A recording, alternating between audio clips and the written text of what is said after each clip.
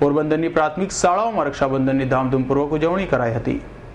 પોરબંદરમાં કેટલીક ખાનગી શાળાઓમાં રક્ષાબંધન નિમિત્તે રાખી સેલિબ્રેશનનું આયોજન કરવામાં આવ્યું હતું અને કેટલીક શાળામાં જે નાના બાળકો દ્વારા રક્ષાબંધનની ઉજવણી કરવામાં આવી હતી અને બાળકો એકબીજાને રાખડી બાંધી મીઠાઈ ખવડાવી મોં મીઠા કરવામાં આવ્યા હતા અને બાળકોમાં ખુશીનો માહોલ જોવા મળ્યો હતો।